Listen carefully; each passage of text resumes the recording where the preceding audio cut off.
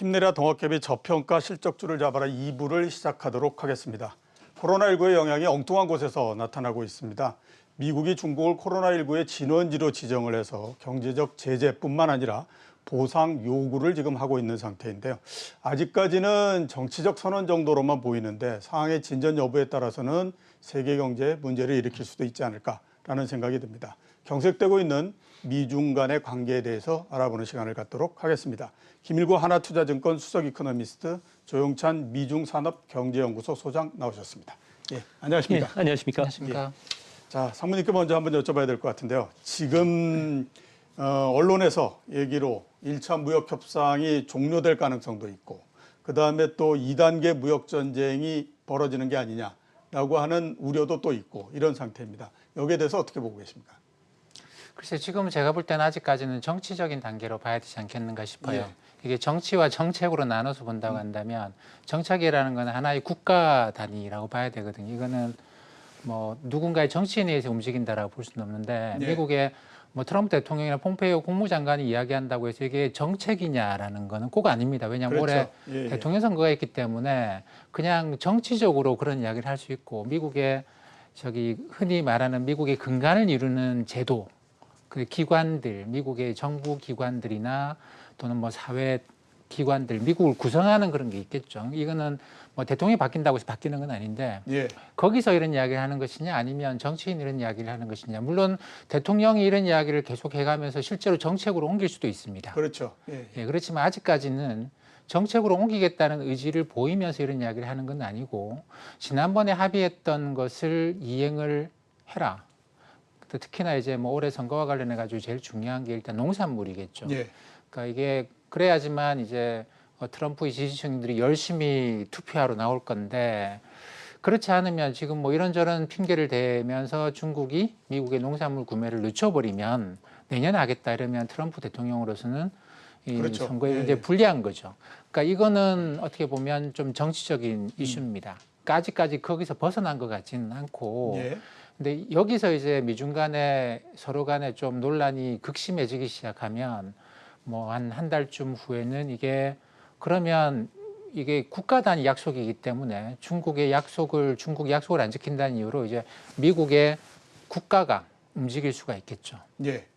그건 나중에 가서 봐야 될 일이고 아직까지는 그렇게 심각하게 생각할 일은 아직까지는 아닌 것 같습니다. 예. 아직까지는 이제 정치적인 영역에 머물고 있다. 이렇게 말씀을 하셨는데요. 아까 말씀하셨던 것처럼 이게 시간이 지나고 그다음에 상황이 더 악화되게 되면 정말로 이제 정책으로 넘어오는 구도적인 변화 이런 것들도 이제 있을 수 있다라고 봐야 되기 때문에 과연 이제 앞으로 그렇게 되면 지금 뭐 기왕의 작년도에 1차 그 협상은 있었고 2차 협상 이런 것들은 앞으로도 예상돼 있던 것을 앞으로 땡기고 이렇게 한다라고 하게 되면 미국하고 중국 사이에 새로운 또 냉전의 구도 이런 것들이 만들어질 수 있는 게 아닌가라고 하는 것에 대한 우려도 또 있는 게 사실이거든요. 거기에 대해서는 그렇죠. 어떻게 보고 계십니까? 근데 워낙 트럼프 대통령이 이런 이야기를 했다가 또 저런 이야기를 하고 예. 그러니까 그런 것 같아요. 그러니까 실제로 이 트럼프 대통령이 무엇인가 직접적인 행동을 하기 전까지는 그냥 사람들은 뭐 그렇게 이야기할 수도 있겠지라고 하는 정도로 받아들이는 것 같아요. 가령 예.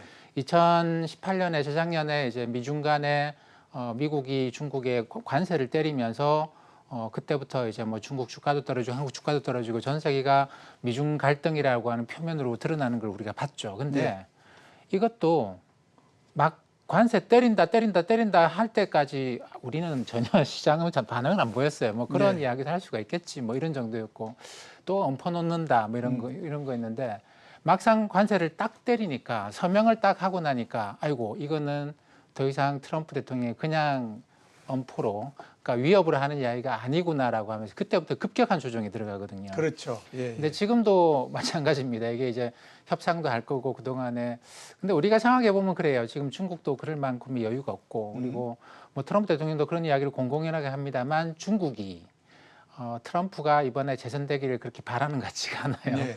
그렇게 본다고 한다면 중국으로서 시간을 끌어서 트럼프 지지 기반을 이반시키고 싶은 그런 생각이 분명히 있겠죠. 없을 수 있겠습니까?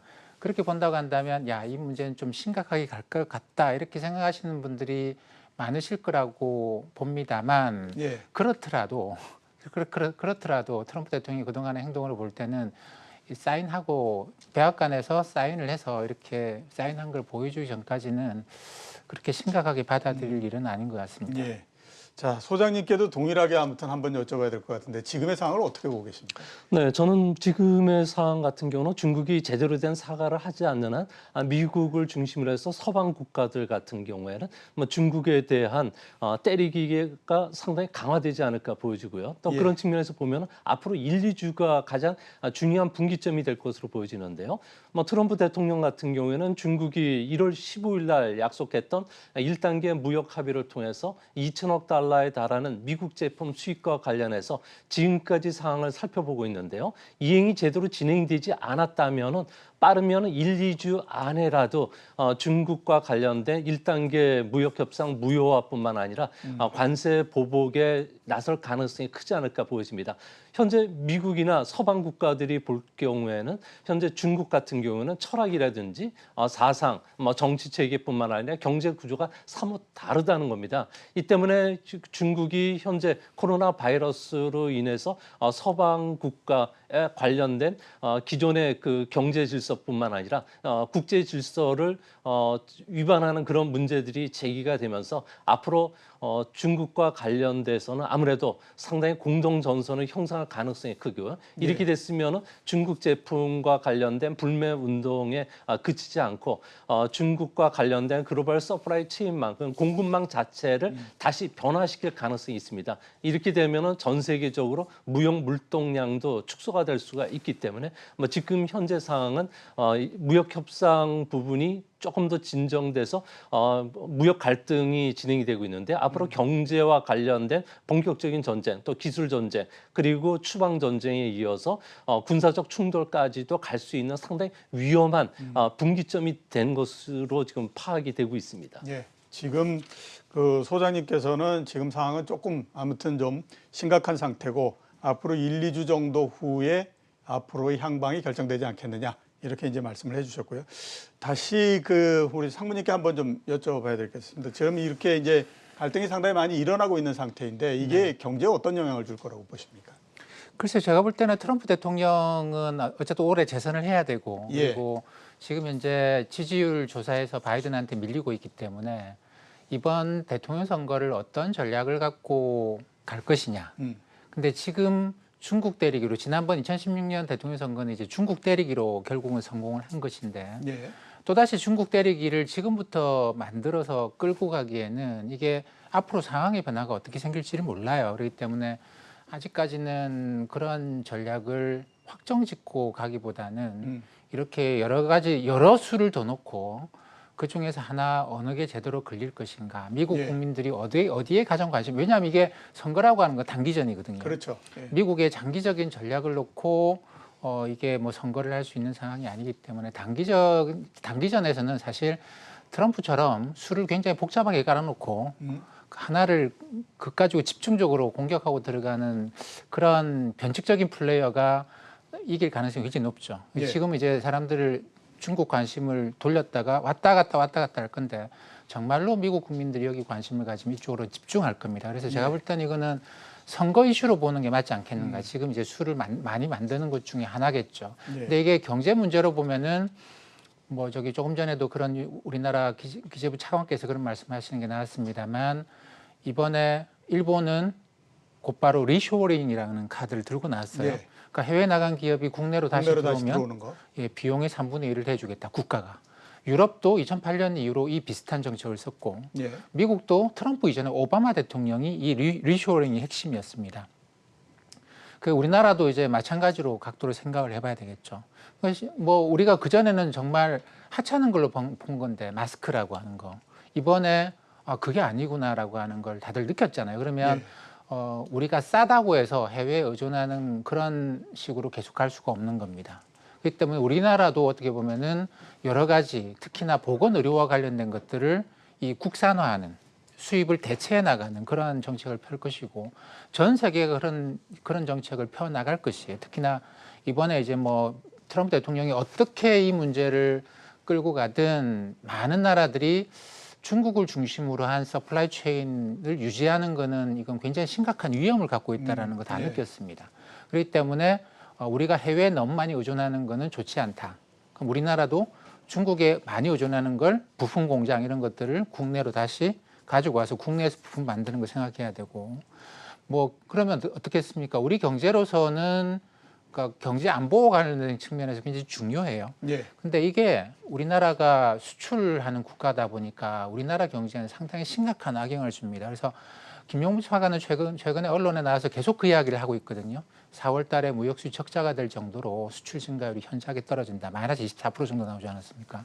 이런 식으로 지금 전 세계적으로 나타나는 현상이 우리도 똑같이 하고 할 수밖에 없다고 생각을 하는데 국산화, 내부화시키는 것이죠. 근데 이런 과정이 우리나라 경제에는 상당히 심각한 악영향을 줄 수밖에 없다. 예. 그걸 우리가 감수를 해야 된다라는 겁니다. 그러니까 이걸 감수를 하기 위해서는 계속 국민들한테 이야기를 해야 되겠죠. 그렇겠죠. 이게 그냥 심각한 문제가 아니고 이번 일을 주가 올라가듯이 그냥 경제가 다시 옛날 상태로 돌아가는 게 아니고 이번 일이 지나고 나면은 사실 국제 무역 질서라는 게 현저하게 많이 달라져 있을 것이다. 예. 그럼 제가 볼 때 이번의 문제는 이게 경제사에서 굉장히 큰 하나의 전환점이 될 수 있어요. 그러니까 글로벌라이제이션이라고 하는 것에 굉장히 심각한 변화 예. 이런 걸로 봐야 될 거고 그렇게 보면은 한국이나 중국 같은 수출 국가들이 상당히 좀 불리하죠. 예. 그렇죠. 예. 일단 그 경제 전체에 미치는 영향은 한번 우리가 알아봤고요. 그다음에 이제 소장님께는 이 부분을 한번 집중적으로 제가 몇 개 질문을 좀 드려보도록 하겠습니다. 이런 지금 미중 갈등이 일어나게 된 초기 원인 그리고 거기에 대해서 어떻게 생각하느냐 하는 건데 일단 미국이 콕 집어서 코로나 그의 진원지로 우한 바이러스 연구소를 일단 지목을 했습니다. 과연 이게 확실한 증거가 있는 건지 하는 거가 현재로서는 좀 궁금할 수밖에 없거든요. 거기에 대해서 좀 설명을 해주시겠습니까? 네, 뭐 트럼프 대통령 같은 경우는 최근 중국과 관련해서는 발언 강도가 세지고 있는데요. 예. 폭스 뉴스와 그 3일 인터뷰에서는 중국이 끔찍한 실수를 저질렀다고 이야기했고요. 며칠 전에는 또 증거를 봤다고 이야기를 했습니다. 아무래도 확실한 물증을 가지고 있는 것으로 보여지는데요. 아무래도 미국 과학 전문 외교관들 같은 경우는 2018년부터 우한 바이러스 연구소를 사찰해 왔습니다. 이때 상당한 그 심각한 문제점을 갖고 있다는 것을 보게 됐는데요. 입출일과 관련된 기록이 없고요. 또 기술자들이 어떤 훈련을 받았는지 그리고 필기 관리라든지 라벨 붙이는 방법, 병원과 관련된 관리 방법과 관련해서는 상당히 위험한 수준이라는 것을 이미 경고를 2차례 했다는 겁니다. 또 한 가지는 우한 바이러스가 박쥐 바이러스와 관련해 가지고 과거 사스처럼 대유행을 할 수가 있기 때문에 미국이 자금을 대야 된다고 공개적으로 언급한 점도 있고요. 특히 코로나 바이러스와 관련한 데에서 단백질, 아미노산, 염기서열이 에이즈와 거의 흡사하다는 겁니다. 동일한 배열이 15종이나 같이 일렬로 붙어 있다는 것은 자연적으로 일어날 수 없다는 과학적인 증명이고요. 또한 그 코바의 그 배열과 관련해서는 그 배열이 짧고 에이스2라는 수용체가 제대로 착상이 빨리 쉽게 할 수 있도록 유전공학적으로 만들어졌다는 게 근거입니다. 뭐 이뿐만 아니라 1월 초 코로나 바이러스 감염이 확산이 되면서 중국이 그 해외 나가 있는 기업들한테 서방 국가의 마스크라든지 방역 물자를 빨리 보내라고 지시한 사항도 들어가 있고요. 이뿐만 아니라 자국 비행기 운항을 중단시켰는데도 불구하고 해외로 나가는 자국인에 대해서 막지 않았다는 점은 중국이 은폐했다는 결정적인 증거가 되고 있기 때문에 이 부분과 관련해서는 앞으로 계속적인 그 보고서에 담을 가능성이 크고요. 또 재미있는 것 중에 하나가 우한 바이러스 연구소의 책임 연구원 몇 명이 미국에 망명을 했다고 합니다. 고위 그 자들만 갖고 있는 정보를 갖고 왔다는 이야기들이 지금 인터넷에서 돌고 있는데요. 이런 모든 정황과 관련해서 중국 같은 경우는 뭐 궤변이다, 과학적 증거가 전혀 없다, 사상 누각이라고 반격을 하고 있지만 속으로는 상당히 좀 불안해하는 것은 분명해 보입니다. 예. 우리가 수사를 하는 사람들 얘기 들어보면 심증은 가나 물증은 없다 이런 얘기를 굉장히 많이 하지 않습니까? 소장님 좀 전에 말씀하셨던 거를 이렇게 쭉 들어보면 심증은 가는 것 같은데 이런 생각은 많이 듭니다. 대신에 이제 폼페이오 국무장관 얘기로 우리가 아무튼 굉장히 많은 물증을 가지고 있다. 이런 다수의 물증을 확보하고 있다 이런 얘기를 하거든요. 그 물증이 뭐라고 지금 생각을 하십니까? 뭐 조금 전에도 말씀을 드렸듯이 그 폼페이오 장관 같은 경우에는 뭐 중국이 제대로 사과하지 않으면서 예. 방화범이 소방관인 척 그 코스프레 하고 있다고 이야기를 했는데요. 아무래도 이 중에서 가장 그 중요한 이유 중에 하나는 중국 우한 바이러스를 와 관련해서 미국 외교관들이 두 차례 사찰을 했고 이거와 관련해서 정확한 증거 물증을 갖고 있는 것은 아닌가 이렇게 생각이 들고요. 또 한 가지는 우한 바이러스와 관련해 가지고 중국이 내놓는 여러 가지 정책안들이 지난 그 12월 달에 사람간 전파가 확인이 됐음에도 불구하고 그 해외로 중국인들의 이동을 막지 않았다는 점, 그리고 중국이 그 방역 물자와 관련해서 대거 정부 차원에서 수집 활동을 했다는 게 아무래도 결정적인 이유가 될 것으로 보여진다는 점에서 앞으로 이거와 관련된 압박이 더 강해질 것으로 보여지고요. 특히 네. 중국과 관련해서 우한 그 연구소가 게놈 연구와 관련해서 국제 과학지에다가 이 내용들을 정확히 기고를 했는데 이 내용과 현재 우한 바이러스 살포가 상당한 밀접한 관련이 갖고 있다는 점은 아무래도 전 세계 특히 그 앵글로색슨계 정보 동맹이 파이브 아이즈도 이 문제와 관련해서도 확인을 했다는 점에서 서방의 대중국 때리기는 앞으로 좀 더 강해지지 않을까 보여집니다. 예. 물론 뭐 어디에선가 바이러스가 시작이 됐을 거고 그 다음에 이제 퍼졌을 것 같은데 그 아마 트럼프 대통령이 그 중국이 책임이 있으면 거기에 대해서 책임을 묻겠다라고 얘기하는 그 얘기만 없었다라고 하면 어디에서 시작이 됐느냐 하는 것들은 그냥 도덕적인 문제가 아닐까라는 생각이 들거든요. 그런데 이제 그 미국에서는 현재 입장은 아무튼 책임이 있으면 거기에 대해서 상응하는 책임을 묻겠다라고 하는 거기 때문에 이제 문제가 되는 건데 과연 그 중국에 대해서 어떤 책임을 물을 수 있을까 하는 것들이 이제 또 궁금할 수밖에 없습니다. 어떤 책임을 물을 수 있나요? 아무래도 당장 중국과 관련해서는 미국 안에서는 40개국에서 중국과 관련해서 지금 그 집단 소송이 들어가고 있는데요. 예. 무려 10,000명이 6조 달러 정도에 달하는 대규모 소송이 플로리다 법원에 제소가 된 상태고요. 또한 중국 같은 경우에는 소송과 관련해서 여러 가지 그 불리한 점이 있는데요. 바이러스가 사람 간 전파가 확인이 됐음에도 이를 1개월 이상 은폐했다는 점이 확정이 된다고 한다면은 아무래도 중국과 관련해서는 미국 안에 투자되어 있는 1조 달러에 대한 미국 국채뿐만 아니라 국유 기업들이 갖고 있는 자산이 동결되거나 몰수되거나 그 매각이 될 가능성이 큽니다. 법적으로도 긴급 경제 권한법에 의해서 국채를 비활성화할 수 있는 논리적 근거를 갖고 있는데요. 하지만 이런 방법은 달러의 신용도라든지 그리고 미국 국채와 관련된 신용도를 떨어뜨릴 수가 있기 때문에 사실상 쓰기는 어렵지 않나 보여집니다. 대신 세계 공급망에서 중국을 배제하는 작업들은 속도를 낼 것으로 보여지는데요. 우선 중국 기업과 관련해서 기술 공유라든지 협조와 관련된 사항이 중단이 될 것으로 보여지고요. 또 중국 수입품에 대해서 징벌적 관세 부과가 현재 논의가 되고 있다고 합니다. 이뿐만 아니라 그 국방과 관련해서 중국제와 관련된 크레인과 관련해서는 아무래도 국방법이 적용될 가능성이 크고요. 탈중국 기업이라든지 그리고 화해 장비를 쓰고 있는 기업들에서 정부 보조금을 주어서 리쇼링 작업을 속도를 내겠다는 겁니다. 이뿐만 아니라 미국 조달 시장에서 중국 기업들의 참여를 배제시킬 것으로 보여지고요. 더 나아가서 코콤과 같이 21세기 버전형 그 코콤이 발의가 되는데요. 이렇게 되면 동맹국들도 중국에 대해서 기술 제공이라든지 수출을 했을 경우에는 위원회에다 통보를 하고 허가를 받아야 된다고 합니다. 이런 그 시스템이 작동이 된다면 앞으로 미중 간에는 무역 전쟁을 넘어서 경제 전쟁이 될 가능성이 크고요. 또 한 남중국해뿐만 아니라 대만 해협에서 군사적 충돌 위험도 점점 더 고조가 되지 않을까 보여집니다. 예. 책임과 관련한 부분들은 추가로 제가 조금 더 있다가 한번 좀 여쭤보기로 하고요. 그런데 하나 참 의문이 드는 거는 여태까지 어떤 질병도 그 세계적으로 퍼졌을 때 질병이 제일 처음에 시작됐던 나라한테 책임을 물었던 경우는 별로 없었던 것 같은데 역사적으로 그죠? 자, 우리 김일구 상무님께 한번 여쭤보도록 하겠습니다. 경제적인 부분에 대해서 한번 여쭤보도록 하겠는데요. 그 미중 갈등이 상당히 커지면서 가뜩이나 지금 세계 경제가 안 좋은 상태인데 퍼펙트 스톰 또 하나 생긴 거 아니냐 이런 이제 공포가 상당히 많은 상태입니다. 여기에 대해서는 어떻게 보고 계십니까? 미중 간의 갈등 말씀하시는 예, 거죠. 그렇죠.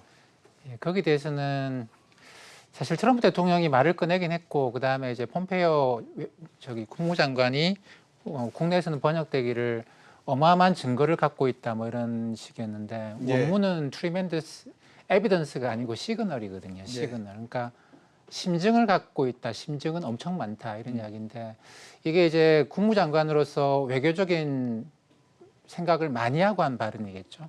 이게 시그널이라고 하는 게 중국이 뭔가 한 것 같아라고 하는 게 법정에서 증거 자료를 쓸 건 아니에요. 그렇죠. 그럼 지금 그것 가지고 미국이 어떤 행동을 하거나 미국의 법원에서 이제 중국에 대해서 손해배상을 청구하거나 이런 식으로 들어갈 수 있는 거는 아니다라는 겁니다. 근데 에비던스는 분명히 아직까지 언급한 거는 없어요. 예. 이 때문에 이제 이거는 제가 볼 때는 아직까지는 근데 미국 정부가 모은 걸 갖고 있는지는 잘 모르겠습니다. 그거는 모르겠고 중국에서 무슨 일이 생겼는지도 잘 모르겠고 근데 그 다음에 좀 진행돼감에 따라서 지금 거는 바뀌겠죠. 왜냐하면 국무장관은 외교적인 수사를 한 것이 분명하고요. 예. 진짜 에비던스 증거가 없이 물증이 없이 심정만 갖고 있는지 물증이 있는지도 잘 모르겠고.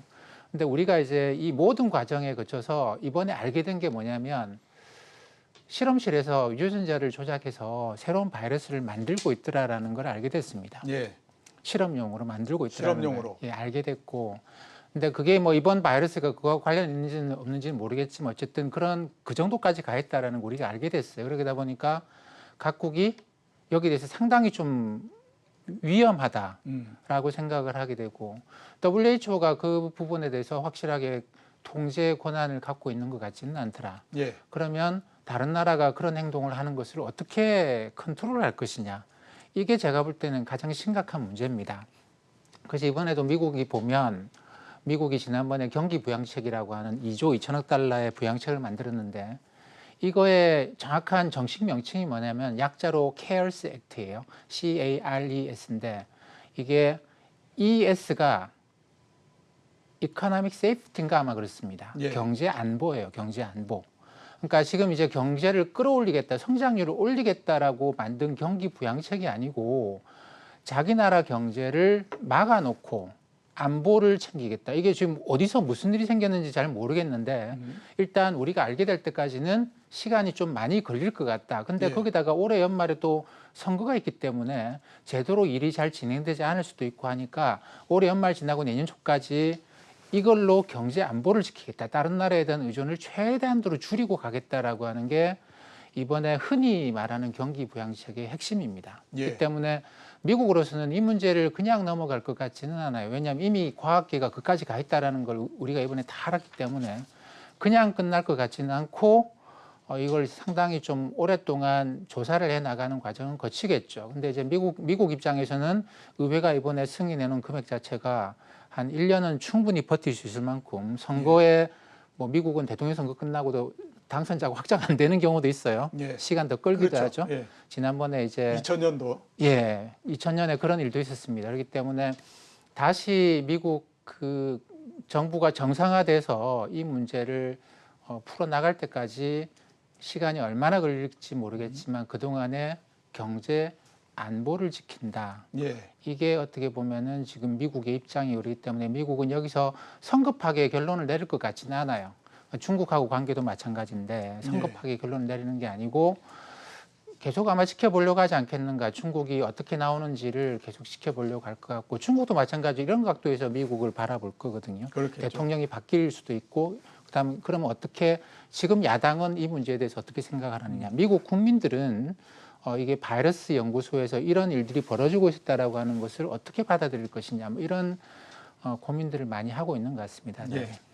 자, 소장님께 한번 여쭤볼게. 앞에서 말씀하셨던 것처럼 미국이 여러 가지 이제 뭐 제재 방안, 그다음에 뭐 책임 추궁 방안 이런 거 얘기를 했는데요. 중국이 그럼 어떤 카드를 쓸 수 있느냐? 중국 가장 크게 쓸 수 있는 건 역시 이제 그 1조 달러 정도 가지고 있는 미국의 국채를 대량으로 그냥 매도를 해버리는 겁니다. 이럴 가능성은 별로 없을까요? 네, 중국 같은 경우에는 아무래도 다양한 뭐 카드는 갖고 있겠지만 1조 달러에 달하는 미국 국채는 매각을 하기가 상당히 어렵다고 판단이 됩니다. 예. 아무래도 미국 국채를 매각을 했을 경우에 다른 상품을 구한다는 게 사실상 불가능합니다. 높은 신용도 그리고 유동성도 갖고 있고요. 또 수익률을 같이 보정해야 되는데 이런 것은 미국 국채밖에 없다는 겁니다. 또 한 가지는 미국 국채를 정책 이유로 해서 팔았을 경우에는 다른 서방 국가들 같은 경우에는 차이나 머니에 대해서 경계하면서 여러 가지 그 제약 그 조건들을 두게 되는데요. 토빈 큐거와 같이 다양한 그 진입 장벽을 각국이 쌓는다면은 중국 입장에서는 오히려 악재가 될 가능성이 큽니다. 이 때문에 중국 같은 경우에는 21세기 패권을 두고서 본격적인 전쟁을 하기 전까지는 미국 국채를 매각하지는 않을 것으로 보여지고요. 다만 미국과 관련해서는 다양한 압박 카드를 쓸 가능성이 큽니다. 뭐 유학생 같은 경우에도 현재 뭐 그 한 200억 달러 이상 사용하게 되고요. 또한 미국을 방문하고 있는 중국인들 같은 경우는 400만 명이 한 200억 달러 이상을 쓰기 때문에 이런 부분을 규제할 가능성이 크지 않을까 보여집니다.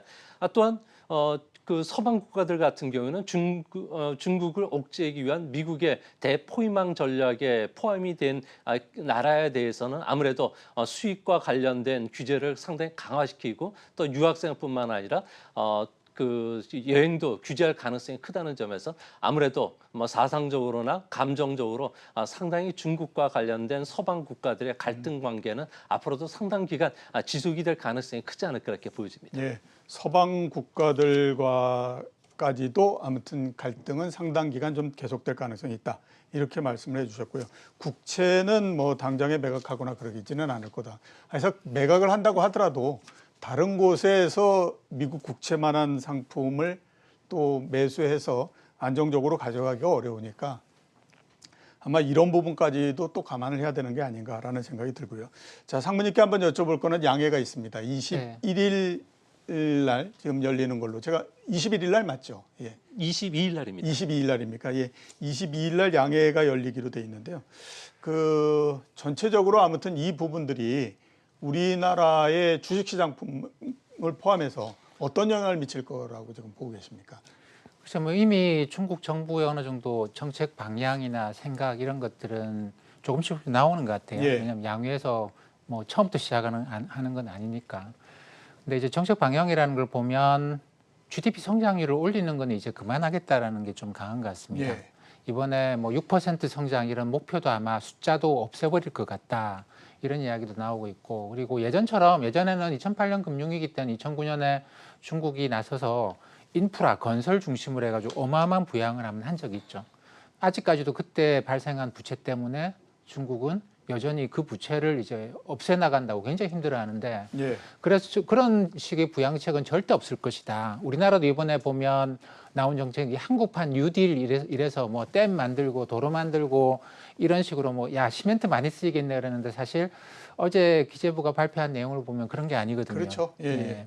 그러니까 이제 더 이상 그 어느 나라도 그런 식의 무자비한 경기 부양을 위해서 단기간에 일자리를 만들고 뭐든 그냥 옛날에 케인즈식의 표현으로 따지면 사람들 불러서 삽 나눠주고 땅 파라고 하고 예, 예. 하루 지나면 땅 메꾸라고 일당 그러고. 주고 그 다음 날은 삽 주고 땅 메꾸라고 하고 이런 식의 그게 이제 효과가 있었던 건 왜냐하면 그렇게 해서 사람들이 벌이가 생기면 예.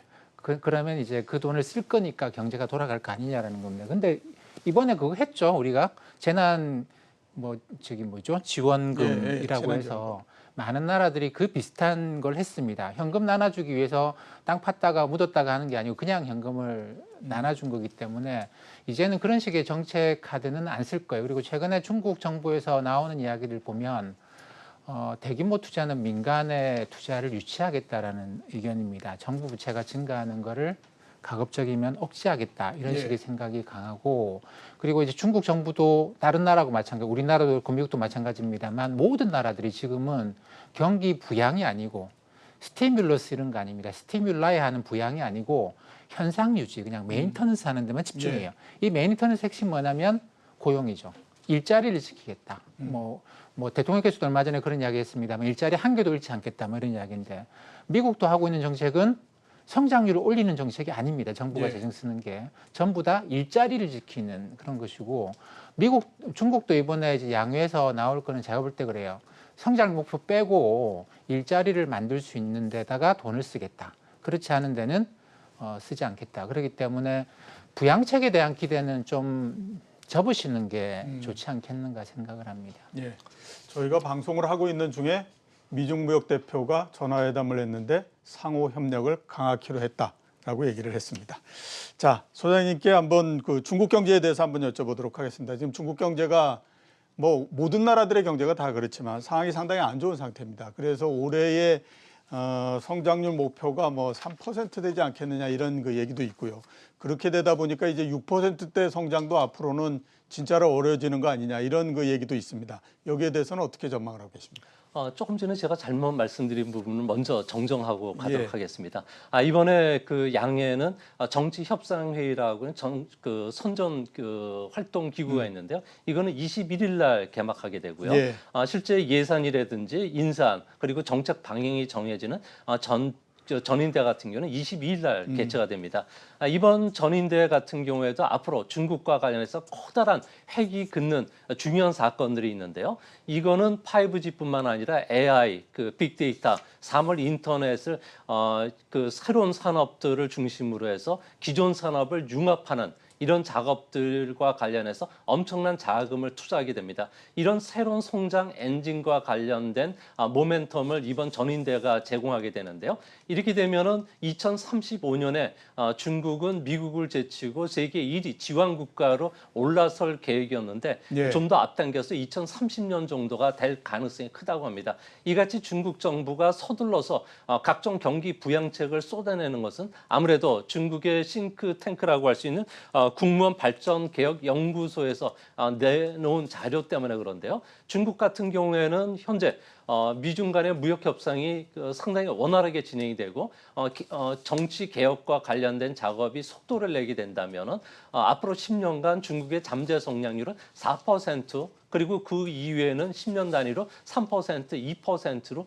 연착륙할 수 있을 거로 예견을 했습니다. 하지만 뭐 세계은행이라든지 다양한 연구소 같은 경우에는 이런 게 벌어질 가능성이 상당히 희박하고 올해 경제 학자들이 예측한 중국의 성장률 평균치는 1.8%에 불과합니다. 그만큼 잠재 성장률이 급속도로 하강하는 것은 아무래도 외국 기업들의 이탈로 인한 생산성 감소, 노동 인구 감소가 주요 원인이 되는데요. 이 때문에 이런 그 악조건 속에서는 중국도 일본처럼 잃어버린 20년이 찾아올 가능성이 크고 그리고 경제와 관련해서 부동산 버블 붕괴뿐만 아니라 실업 문제가 상당히 심각할 수가 있기 때문에 뭐 중국 정부는 올해 전인대에서 아까도 말씀드렸듯이 새로운 성장 동력과 관련된 5G와 기존 산업을 연결시킨 대표적인 모빌리티 산업들 같은 경우를 육성하기 때문에 뭐 이 시장에서는 우리가 중국보다 실용화라든지 제품화 그리고 기초 소재가 앞서 있다는 점에서